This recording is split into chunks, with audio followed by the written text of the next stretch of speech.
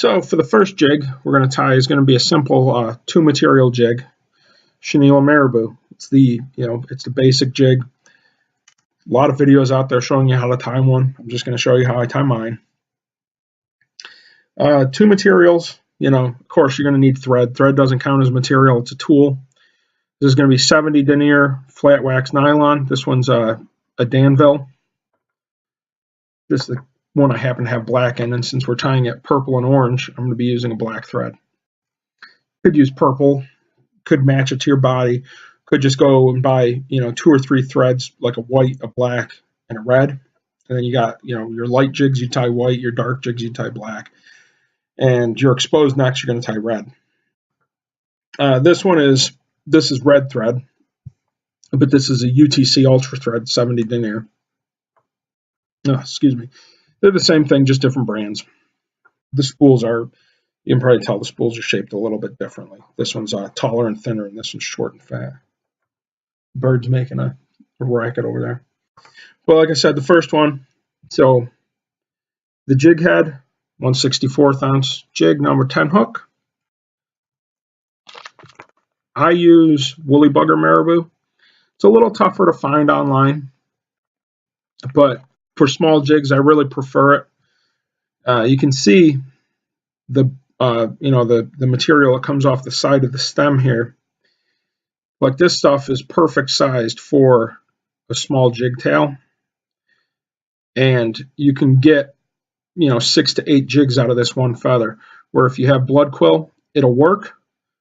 You're going to have feathers like this in a bag of blood quill, but then you're going to have other ones that are like the long stringy, and they're better for the bigger hooks. For a size 10 or a size 8, even to a point a size 6, I really prefer this shorter material off the side, where I can get a lot more jigs out of one feather. It's also like this material's the Woolly Bugger material. Woolly Bugger Marabou is a really nice fluffy marabou. So that's just a preference, and then chenille, we're using Crystal Antron chenille, size small, 2 millimeter. I like Crystal Antron. It's a nice dense chenille, so it doesn't really have like flat spots in it that other chenilles can get. And it's got a nice little bit of pearl flash in there. I don't know if you can really see it or not. I think it's kind of popping through a little, but it's got a little bit of pop to it. It's nice without being super overpowering. So let's get into tying. You're going to start putting your 1/64 ounce number 10 hook jig in the vise. Going to attach our thread. Wind it on down to the barb of the hook and back up.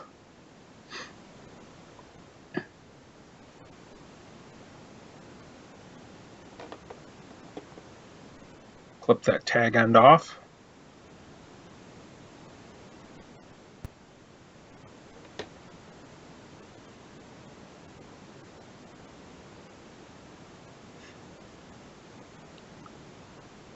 Get your marabou oriented properly. Cut off enough for the tail, which is about 1 pinch worth. Get it all stacked up good in your fingers. Then just clean those ends up. Pair of scissors, just cut them flat so that they all tie in evenly.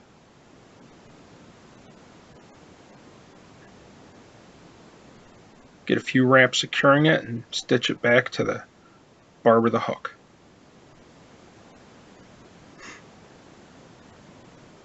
Bring your thread back a little bit in front of the point where we're going to attach the chenille. We pull the fluff off of the cord and tie the cord in. That's how you get a nice even body. You don't want a big bump back there tying in too much material. So we're going to tie that chenille back to the barb of the hook, and then back up, bring the thread back up to the head of the jig. Start wrapping your chenille. Wrap nice touch and turns of the chenille all the way up the body here. And get that last turn right up at the jig head. We're going to take our thread and cross over the chenille and get 3 wraps over the chenille, and then 3 or 4 wraps or so in front of it. Clip that free, and if you end up with any fuzzies or anything like that, you can take a wrap or two to catch them all and pin them down. And we're just going to make a little 4 or 5 turn whip finish.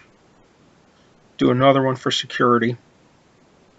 And I don't show it here, but make sure you use head cement or something on those thread wraps to lock them in good. I do it after I've tied up a bunch of jigs. Clip your thread free, and I'm going to break off a bit of that marabou for the proper size tail.